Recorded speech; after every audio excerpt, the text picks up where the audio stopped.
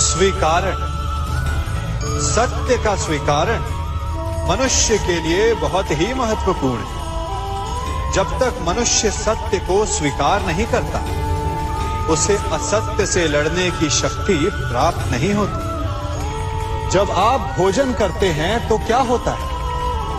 आपका पेट स्वीकारता है कि वो भर चुका है और आप भोजन करना बंद कर देते हैं। जब आपको निद्रा आती है तो क्या होता है? आपका मन स्वीकारता है कि आपका शरीर थक चुका है और उसे विश्राम की आवश्यकता है। उसी प्रकार जब आपको किसी व्यसन को रोकना हो तो आपको स्वीकारना पड़ता है कि बहुत हो चुका, चाहे वो लालच हो या मदिरापान। उस व्यसन का त्यागना तभी प्रारंभ होता है जब आप ये स्वीकार कर लेते हैं कि आप उस व्यसन के बंधक हैं। हम सब शीघ्र ही सफलता चाहते हैं, ढेर सारी संपत्ति और सुख चाहते हैं, और ऐसे में कई बार हम छोटे मार्गों का चयन कर लेते हैं। वो मार्ग जिनमें परिश्रम नहीं होता, जिनमें होता है तो केवल छल, कुटिलता और भाग्य का सहारा। जैसे कि जुआ। कोई जुए के खेल में धन लगाता है, कोई दांव लगाता है और ये भूल जाता है कि जुआ ऐसा दलदल है कि जिसमें एक बार गिरे तो सर्वनाश से पहले निकलना असंभव है।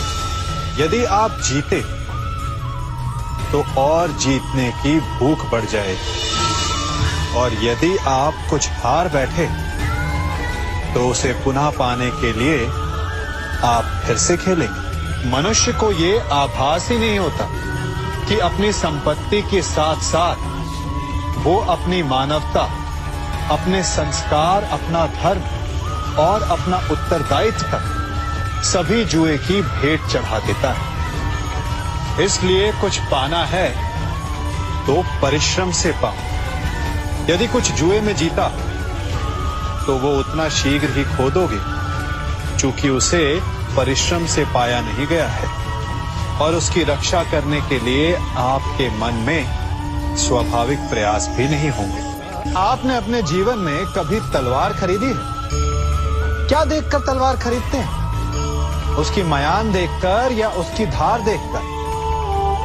अरे, मैं भी कैसा प्रश्न पूछ रहा हूं आपसे। ये आवश्यक थोड़ी कि आप कोई योद्धा या क्षत्रिय हो। ये भी हो सकता है कि आप कोई व्यापारी, कोई छात्र या शिक्षक हो। तो चलिए मैं आपसे ये पूछता हूं कि आप नए वस्त्र कैसे खरीदते हैं? क्या उसका रंग रूप देखकर खरीदते हैं या उसकी गुणवत्ता देखकर? गुणवत्ता देखकर, है ना?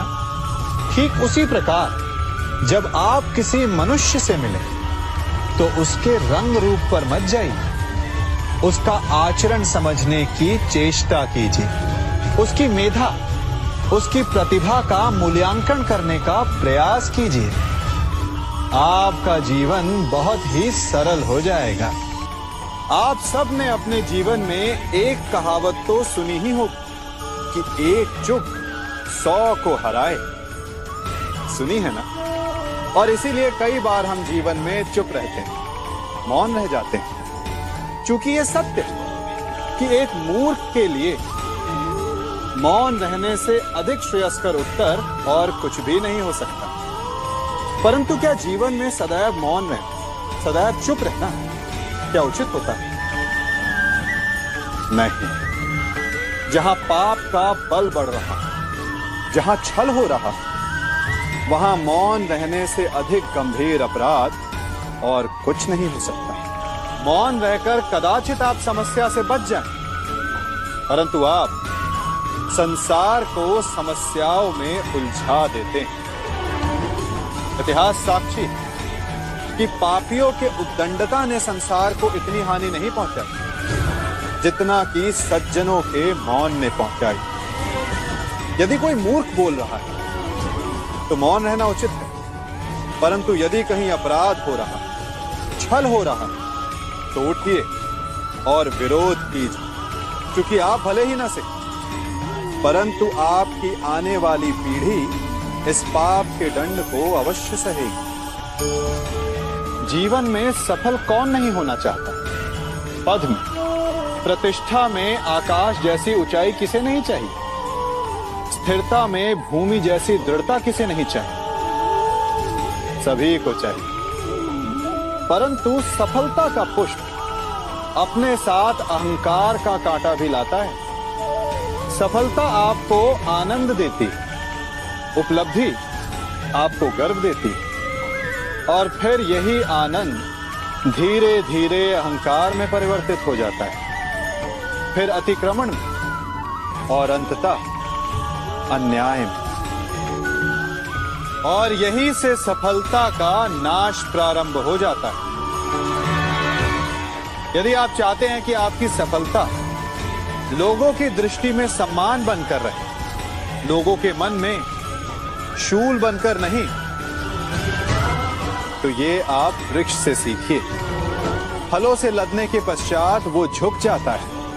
उसी प्रकार सफलता मिलने पर विनम्रता अधिक आवश्यक है, और जीवन में अधिक सफलता पाने के लिए या पाने पर और अधिक विनम्र हो जाना चाहिए। संसार का सबसे बड़ा पाप क्या है? असत्य बोलना, हत्या कर देना, चोरी करना, या किसी का अपमान करना। संसार का सबसे बड़ा पाप है किसी निर्बल को सताना, और संसार का सबसे बड़ा दंड भी उस निर्बल के मुख से निकली हाय है। आप देख रहे हैं मैं क्या कर रहा हूं? मैं लौह पिघला रहा हूं, और ये लौह पिघलता है इस चमड़ी की बनी धूनकी से निकली हवा से। तनिक सोचिए, एक मृत पशु की खाल से बनी धूनकी इतने कठोर लोहे को भस्म कर सकती। ठीक उसी प्रकार आप चाहे जितने भी शक्तिशाली क्यों ना हो, यदि आपने किसी निर्दोष, किसी निर्बल को सताया, तो उसके मन से निकली हाय और उसका श्राप आपके जीवन को भस्म कर सकता है। मनुष्य भी बड़ा विचित्र प्राणी है। अपनों से नीचे के स्तर के लोगों को वो हे दृष्टि से देखता है, उनका उपहास उड़ाता है, उनसे बार बार कहता है कि तुम्हारा कुछ नहीं हो सकता, तुम भविष्य में कुछ नहीं कर पाओगे।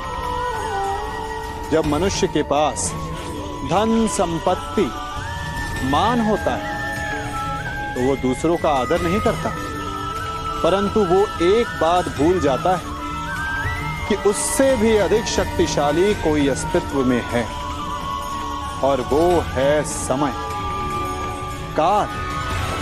काल अपना चक्र कब बदलेगा ये कोई नहीं जानता।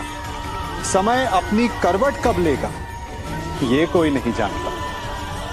कोयला भी समय के साथ साथ हीरे में परिवर्तित हो जाता है। इसलिए जीवन में कभी भी किसी का भी उपहास नहीं उड़ाना चाहिए।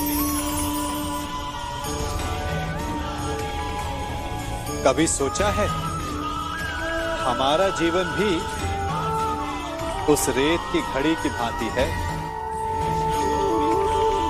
जो रेत नीचे गिर चुकी है वो हमारा अतीत, जो अब भी ऊपर है वो हमारा आने वाला भविष्य है, और वर्तमान ये संकुचित स्थल है जहां से धीरे धीरे करके रेत गिर रही है। अर्थात हमारे पास जीने के लिए यही एक क्षण है। उसका उपयोग कैसे करना है ये हम पर निर्भर करता है। जो बीत गया उसका दुख मनाना है, या जो भविष्य में होने वाला है उसकी प्रतीक्षा में क्रोध करना है। सब कुछ करने के लिए यही एक क्षण है। प्रसन्न रहना है तो उसके लिए भी यही एक पल है। प्रतीक्षा करते रहोगे तो ये पल भी भूतकाल में बदल जाएगा। इसलिए आनंद के लिए, परोपकार के लिए प्रतीक्षा ना कीजिए। आपके पास जो पल है उनका भरपूर सदुपयोग कीजिए, क्योंकि इस घड़ी को पलटकर आप फिर से समय अवश्य गिन सकते हैं, परंतु अपना बीता हुआ समय आप वापस नहीं लौटा पाएंगे। हम सब अपनों की, अपने मित्रों की, परायों की सहायता करते हैं, परंतु हम सब के मन में एक व्यथा रह जाती है कि वो हमारा उपकार भूल गया, कि उसने हमें सम्मान नहीं दी, कि समय पड़ने पर उसने हमारी सहायता नहीं की। होता है ना ऐसा? अब प्रश्न ये उठता है कि क्या हमें उपकार भुला देना चाहिए या नहीं? और उत्तर भी दो हैं, हाँ भी और ना भी।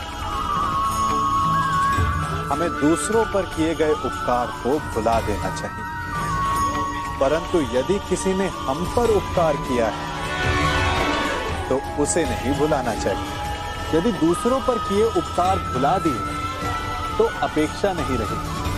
अपेक्षा नहीं रहेगी तो वो टूटेगी नहीं, मन कुंठित नहीं होगा, और स्वयं पर किए गए उपकार को स्मरण रखा तो उसे चुकाने के लिए सदा तत्पर रहेंगे, उपकार करने वाले के कृतज्ञ रहेंगे, तब भी मन प्रसन्न रहेगा।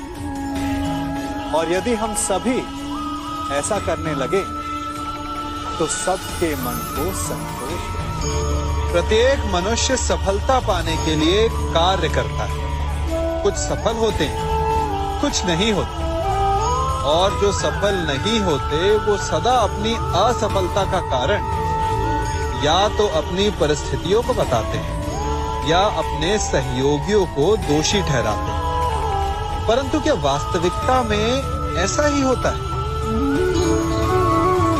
क्या कोई परिस्थिति या कोई व्यक्ति किसी की असफलता का कारण बन सकते हैं? उत्तर हाँ भी है और ना भी। कैसे? आप इस तितली को देख रहे हैं, आपने एक मक्खी को भी देखा हो। प्रकृति ने दोनों को समान गुण दिए हैं रस पान करने का।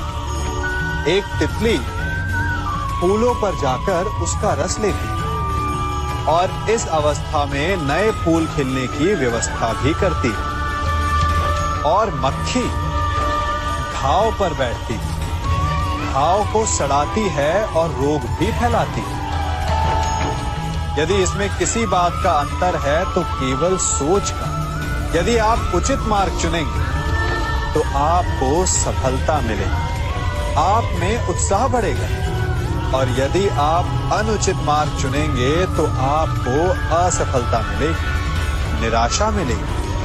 अब उचित मार्ग चुनना है या अनुचित मार्ग, ये निर्णय तो आप